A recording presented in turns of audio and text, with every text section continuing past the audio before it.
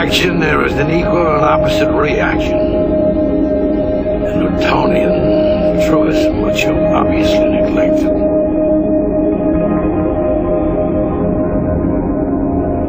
Your world of choices was not meant for me to interfere with.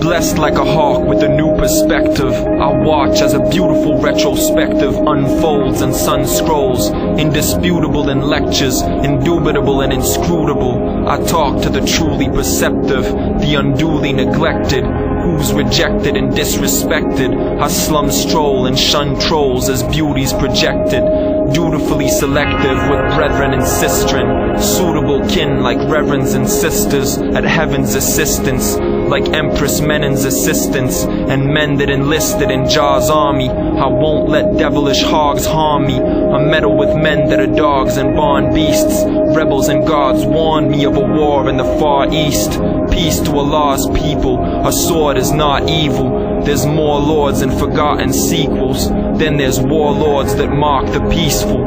I storm hordes of agnostics and heathens that swarm towards the prophets of Eden. Prophets like Eden with blossoming speeches. Imposters are weakened, lost in the legions of bodhisattvas, akashically dreaming, aquatically breathing. I wander in regions yonder, leaving squalor for freedom.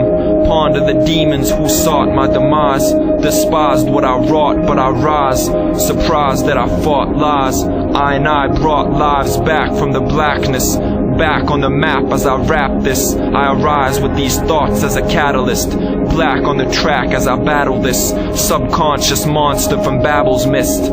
Be conscious of the nonsense you babble and hiss. I travel in mists like Avalons, unraveling gifts that travel on. Unhindered, for more than one winter, I stare into a dull mirror and see a voice say, "Come hither." I follow it as if we become tethered, ascending slowly, taking flight without the assistance of one feather, floating along the ether, drawn to whatever and accepting the gravitational bond that is gestured. The reflection that I face in this pond is engendered, sharpening everything but what I see, darkening. It becomes so focused that it's all I see, so much so that even though I'm not gone, I leave. Imploding, but gently, I disagree with the notion that in order to meditate, one's mind must be totally empty. I go into a zone when I MC, the essence of life flowing in me. Nothing happens and what I imagine reinvents me, for I am only happy pretending.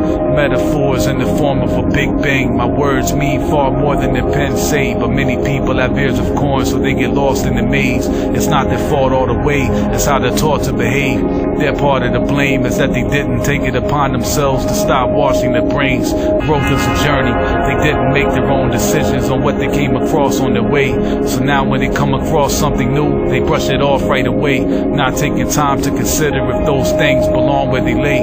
I think about tomorrow today, because the world we live in tries to take tomorrows away. Society is a cell, we're all in a cage, and we can't escape earth and weight or the ball in the chain, somewhat fastened to what is holding us captive. If we were to get away, it would be like a flame when you blow in a matchstick.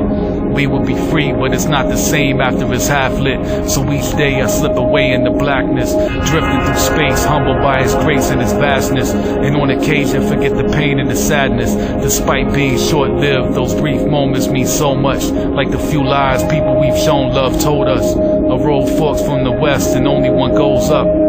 Just one decision can make certain formally interlaced circuits won't touch. So before you set the charges, consider the hurt of what you may inadvertently blow up. Adult doesn't mean the end, always grow up.